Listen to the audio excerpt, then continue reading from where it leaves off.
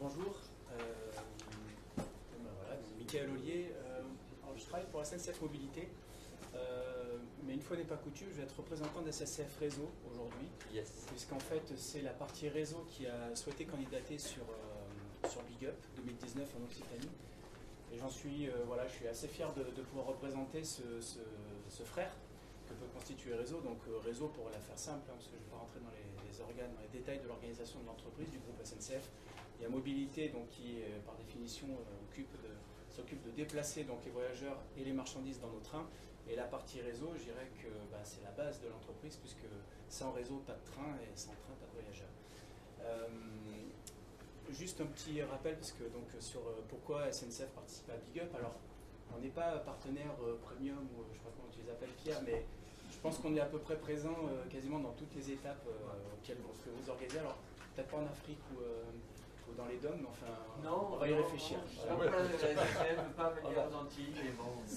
C'est une erreur, à mon avis. Hein. Moi, j'irais bien pitcher aux Antilles.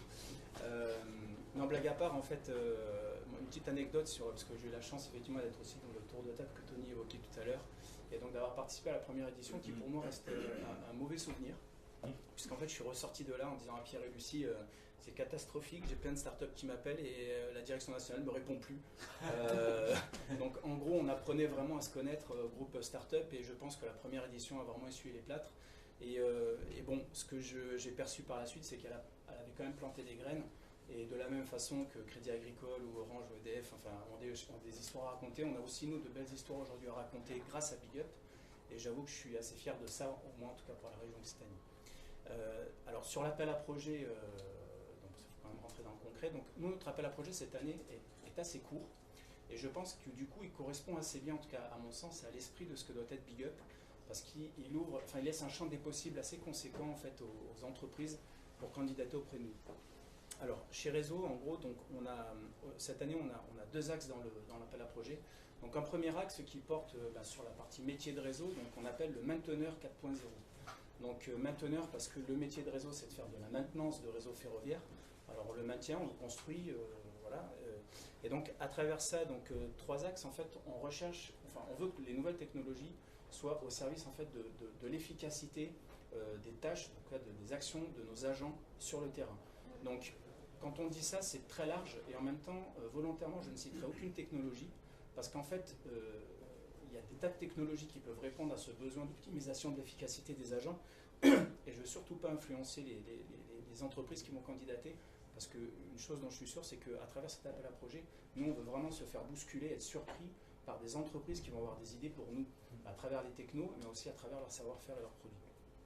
Donc à travers cet axe mainteneur 4.0, donc on va évidemment amener nos collaborateurs à évoluer vers des tâches qui soient moins pénibles, donc plus efficaces, ça je l'ai dit. Donc vraiment, en fait, de nous amener vers des métiers qui soient à valeur ajoutée très positive, en tout cas, voilà, qui soient vraiment des tâches utiles. Je ne dis pas qu'aujourd'hui elles ne sont pas utiles, mais quand vous avez 30 000 km de voies ferrées à entretenir, assurément, aujourd'hui, on a encore des tâches de nos agents qui peuvent être un peu ingrates, notamment pour ceux qui marchent le long des voies pour regarder les rails, pour voir si tout va bien, parce que même s'il y a de la machine, de la mécanique, il y a aussi encore beaucoup d'humains au bord des voies, avec toute la dimension sécurité d'ailleurs que ça peut représenter. Donc ça, c'est vraiment le premier point, donc assez large, voilà, et je pense que beaucoup de technologies peuvent répondre à cet appel. Le deuxième point, et celui-là, je l'aime bien parce qu'en fait, on parle beaucoup de technologie digitale, et en fait, il va être, vous verrez, très humain, puisqu'en fait, il s'appelle RH 4.0. Un petit rappel, donc en 2018, pour ceux qui n'ont pas suivi l'actualité du ferroviaire, il y a une réforme qui a été votée et le statut du cheminot, le fameux statut du cheminot, c'est privilégié. Donc ce statut va être supprimé. Voilà.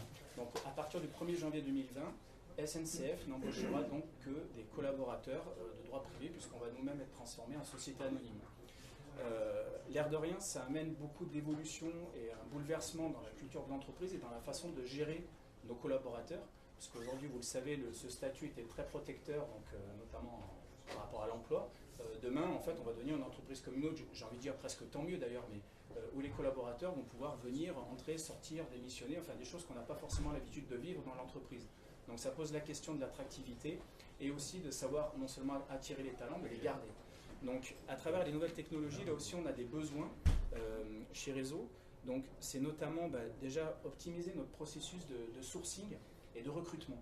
On reçoit des masses de candidatures par tous les biais, alors historiquement des CV, mais aujourd'hui il y a les réseaux sociaux qui servent à ça aussi. Et donc là-dessus, nous on a besoin de technologies qui puissent nous aider vraiment à identifier les talents, les sourcings et donc les recrutements. Le deuxième point, comme je le disais, c'est qu'une fois que ces talents sont chez nous, ce qu'on espère, c'est comment on peut construire des trajectoires optimales pour ces agents à l'intérieur de l'entreprise, notamment en reposant sur ce qu'on appelle, le terme un peu barbare, des soft skills, donc le terme un peu à la mode en RH, mais qui l'air de rien est plus dans la recherche de savoir-être que de savoir-faire. Et ça, c'est très important pour nous. Donc là aussi, un appel à projet très large, mais je suis sûr qu'il y a des startups ou des entreprises numériques qui sauront répondre en tout cas à ce besoin-là. Si je devais vous convaincre du champ d'action, du champ des possibles chez SNCF Réseau, SNCF Réseau, donc je l'ai dit, c'est 30 000 km de voies à entretenir, c'est 54 000 collaborateurs aujourd'hui, et on a 1600 chantiers tous les ans, partout en France, pour entretenir les voies ferrées. Tout ça pourquoi pour faire rouler 15 000 trains et 5 millions de voyageurs par jour. Voilà. Donc ça, ce sont les enjeux de l'entreprise. Et ce que j'espère, et je conclurai là-dessus, c'est qu'on aura beaucoup de candidatures, et surtout des candidatures Occitanie, c'est-à-dire Montpelliéraine, mais j'espère aussi que la partie ex-Midi-Pyrénées sera présente à Montpellier les 23 et 24 mai prochains. Voilà. Merci beaucoup, Michael.